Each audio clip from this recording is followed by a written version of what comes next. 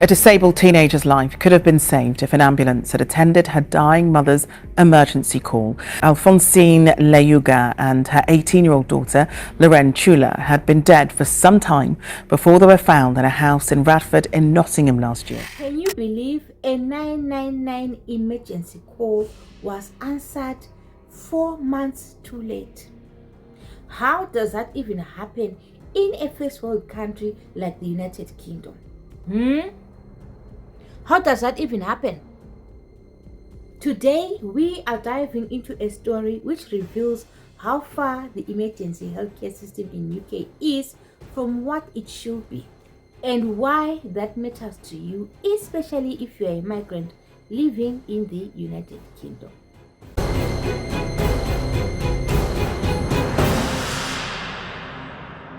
How on earth does a 999 emergency call get answered 4 months too late? This actually happened in the United Kingdom, where a mother and a daughter were found dead almost 4 months after the mother made a call to the emergency services asking for an ambulance. You might be wondering, why is it that both of them were dead? It's because the 18-year-old daughter Lorraine had Down syndrome as well as learning difficulties, meaning she depended on her mother to meet all her activities of daily living, which include feeding, bathing, grooming, personal care, everything. She totally depended on her mother to meet her activities of daily living. So her mother had gone to the hospital suffering from sickle cell anemia, and she was discharged home to go and look after her daughter. Then on that particular night, the mother was said to be not feeling well. She phoned 999 emergency services and pleaded with them to send an ambulance to her and her daughter. She indicated to the operator that 1, she was feeling cold, 2, she couldn't move, 3, she needed help for her and her daughter, and even gave them the address and asked them to send an ambulance, please, before the call cut.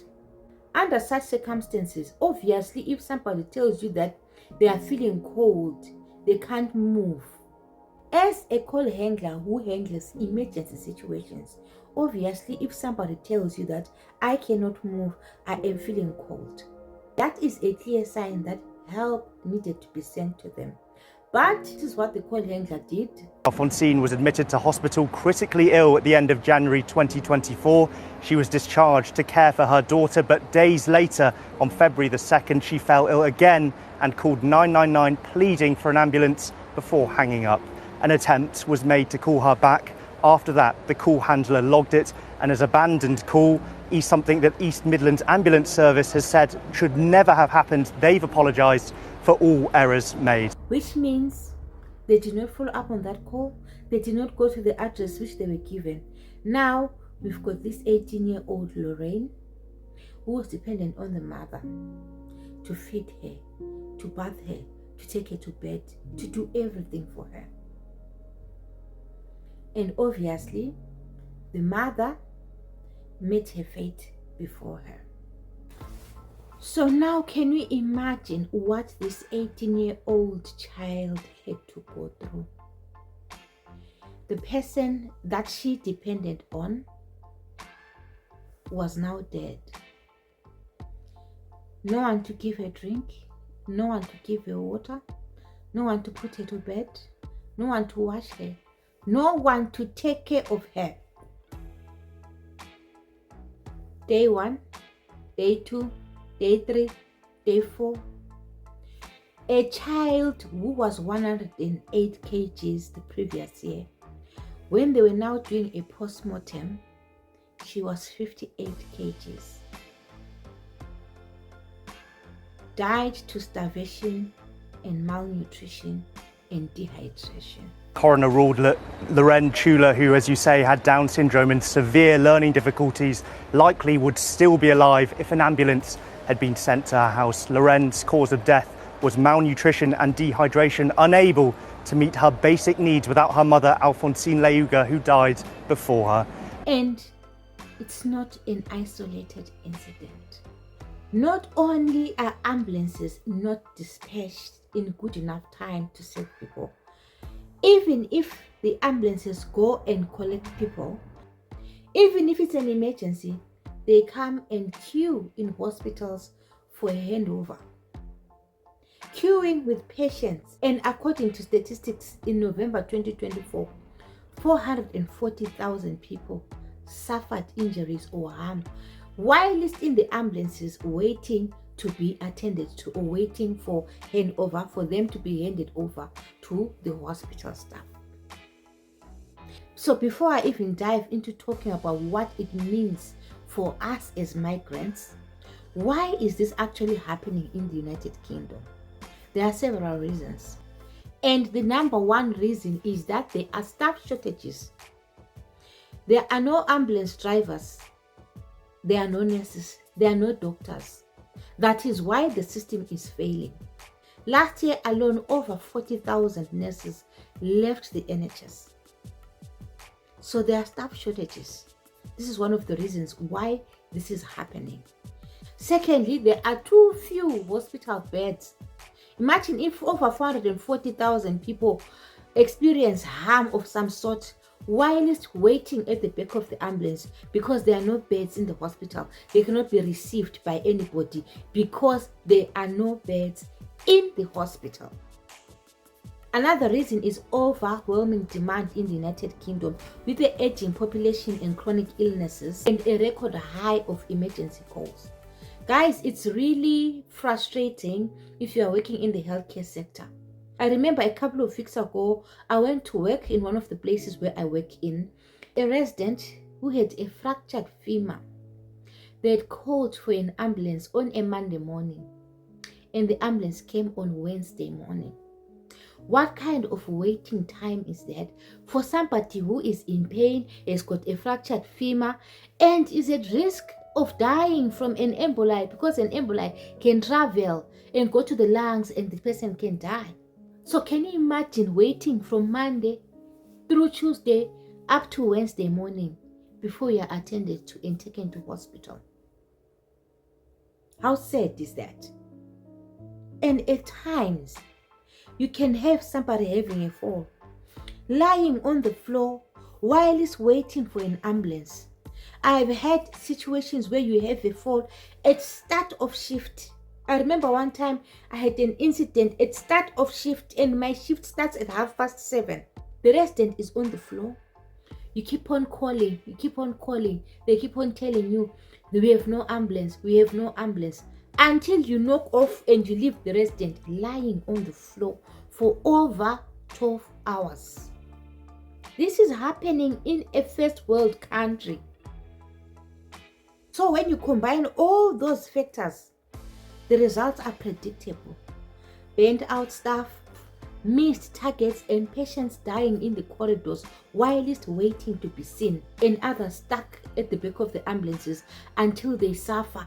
440,000 suffered some sort of damage while waiting behind ambulances before they could get a bed in a hospital. While reforms are promised, the reality on the ground is that people are dying every day.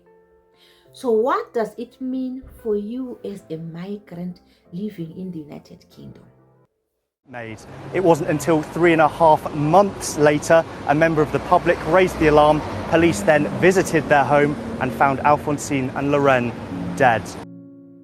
So this basically means for almost 4 months, no friend, no family, nobody looked for this mother and child just to go and knock at their door and find out how they are doing. Not even a single friend. If you're coming from overseas, most of us don't have families here, which means you have to create your own family. Family does not mean biological blood, but you need somebody to look out for you. So what I would advise you guys is that 1, have 2 emergency contacts. These are people who will check on you if you fall silent. When I'm here in Northern Ireland, I've got a friend, Fungai. I don't spend 2 days or 3 days without talking to Fungai. I've got a friend, Lerato. I don't spend a day or 2 or 3 or go the whole week without talking to her.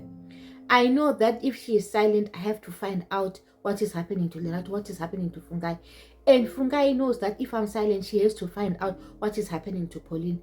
If she's to phone me once, twice, 2, 3, 4, 5 times and there's no response, she will know that something is not okay and will send help my way. You get it, guys? So it's important that if you're here overseas, you don't have relatives, you create your own relatives here in UK. 2 emergency contacts who will keep in check with you, even if it's on a weekly basis or on alternate days. But have those 2 people that you know are going to constantly check on you, and you also constantly check on them. Secondly, share your routine and location with family and friends so that they know how to reach you. There's this app called Life 360. I love this app so much and I use it on my kids. I monitor them wherever they are going. They also see me in the Life 360 where I am. If your child goes to school, you know where they are because it's going to report on Life 360. Your last location, if it's at a hotel in London or wherever, it's going to report on Life 360, which means if anyone is to look for you, they will know that this person was last seen in London at 2 o'clock on such a day. So make sure you share your location and routines with your loved ones or your friends or people who are close to you. There's no one who's going to bewitch you, because most of us are like, oh, I'm going to be bewitched. No one is going to bewitch you. Let at least somebody know your location. Thirdly, I'm part of those people who are like that, who never ever want to go to hospitals. This is based on the experience that I had. I don't like going to hospitals, but you need to know where your local hospitals are, where your local clinics are, so that sometimes if you're not well, you don't wait for things to get serious where you need an ambulance, but you are able to take a taxi and go to the hospital and be attended to in the hospital. As you can see, at times when you're critically ill and you cannot reach out for help, the ambulance waiting times can be very, very long, and that can cost you your life while you are waiting for an ambulance. So know where your hospital is, know where to go to, know where your GP surgery is and all, so that in case you feel your health is deteriorating or anything of that sort, you can go to a local hospital without the need to call an ambulance. To avoid such unnecessary delays. Fourth thing that you can do for yourself is to join a community, be it gym, be it church, be it a WhatsApp group, be it a Facebook group. Join a community where you are going to be interacting with people. This place can be so isolating. So just join a community where you know you're going to be interacting with people and you've got people to talk to, people who know your routine and your whereabouts and stuff like that. So join a community. There are so many WhatsApp groups. Join any of those groups, because connection saves lives. You need to be connected. There's no one who's an island. You need to be connected to people. A 999 call answered 4 months too late. It sounds impossible, but it happened. Behind every delay is a real person. A mother, a daughter, a father whose life could have been saved. The NHS has saved millions of lives, but right now it's crying for help too. Until real change happens, we have to protect each other. So stay connected. Check on your friends. Don't let silence take another life. If the story moved you, like, share, and subscribe, because awareness saves lives. This isn't just news, it's a wake-up call. Thank you so much for watching, guys. I will see you in my next video. Bye.